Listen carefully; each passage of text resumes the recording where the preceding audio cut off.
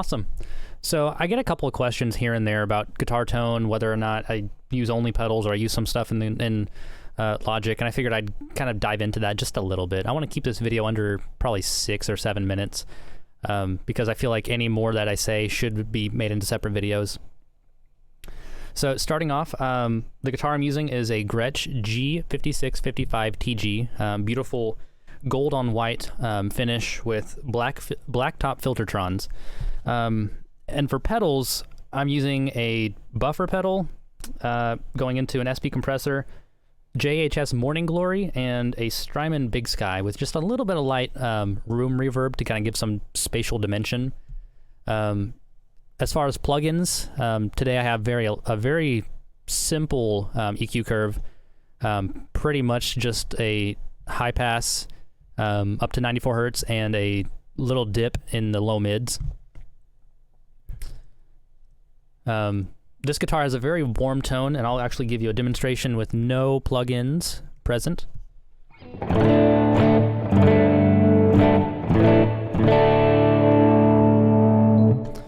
When I do use the middle pickup position, it does have a lot of the high end kind of rolled off. Here's my bridge pickup. But for this video, I'll just use the middle pickup position. So I'll activate my my EQ. And getting into the details of the secret that I use for every guitar track, pretty much every guitar track, I use the Supercharger GT by Native Instruments. This is, I think, a $100 plugin, and for what it does, that's so worth the money. This sounds so good when you actually dial it into a mix. I've seen it used on drums. I like using it on guitar because I love that tube compressor breakup that you get as you're kind of strumming and diving deeper into your harder playing. So from left to right, this is kind of how this plugin operates. So on the left side, you have your input and your saturation. The middle section is your compressor settings, and the right side is more of like I would almost call it like an EQ slash global parameter section. These are nowhere near the actual terms for this. On the left side, you have your input trim, so you can raise your gain or lower it. A detector high pass. I keep it at 100 hertz because I don't think my guitar is producing anything valuable below 100 hertz anyway. Beneath that, you have a side chain detector, and what the side chain compressor does is really good for like if you wanted to point Supercharger GT to another sound source, whether it's a kick drum, if you wanted to have that side chainy kick drum sound. Or that's pretty much all I've ever used sidechain for anyway. Saturation is where the money's at as far as like my settings on this entire plugin. It has 3 modes, you can kind of call them. Mild is going to be a very, very light warming. I'll just play it. It's easier to explain through this. I'll turn the plugin off.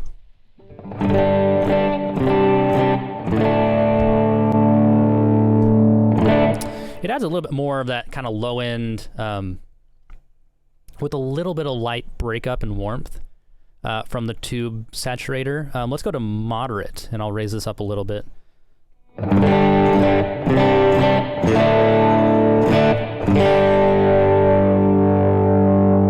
So depending on the speakers or headphones you're listening on, that it sounds a lot more like gritty. It's almost got like a light overdrive, fuzzy texture on top of the entire tone.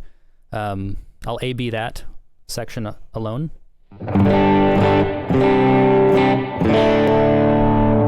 Turn it off. And back on.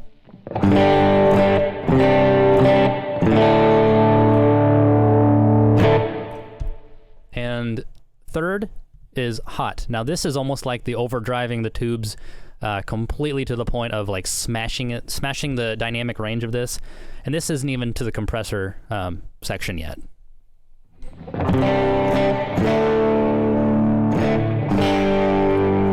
So you can definitely hear it's like crushing the tone as well as overdriving it to the point where it's more fuzzy than obviously the 2 previous ones. I don't use this a whole lot for hot or mild. I like it on moderate just because for the stuff that I do, I'm not using super high gain guitars. I do a lot of more clean stuff, which is why I'm using a Gretsch guitar into just a single overdrive pedal.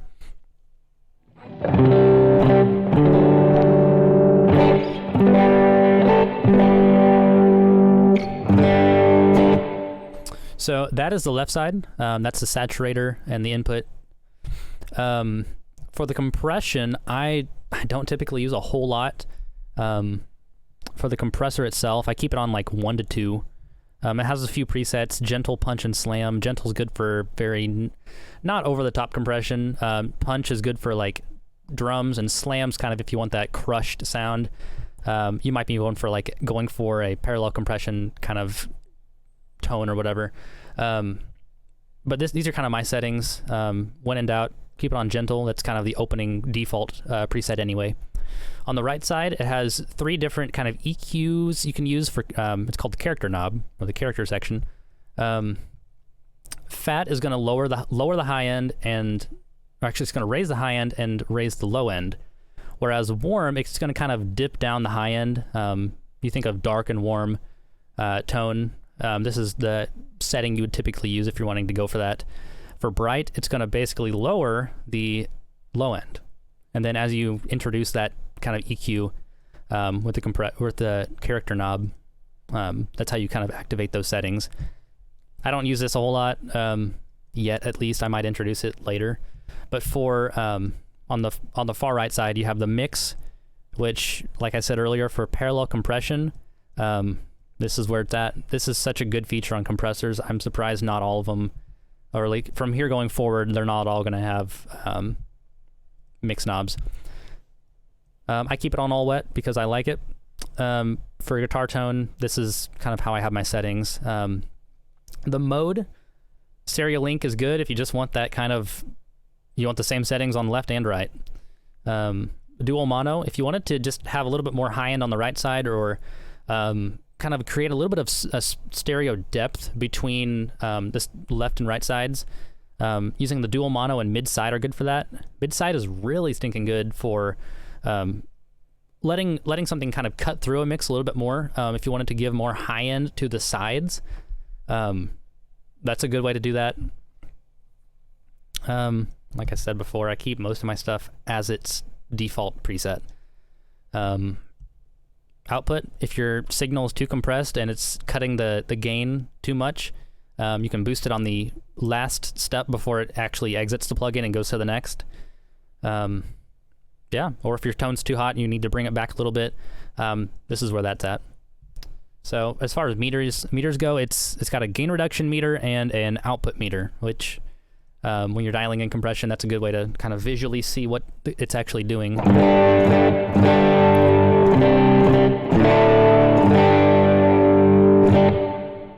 And that's it as far as the plugin goes.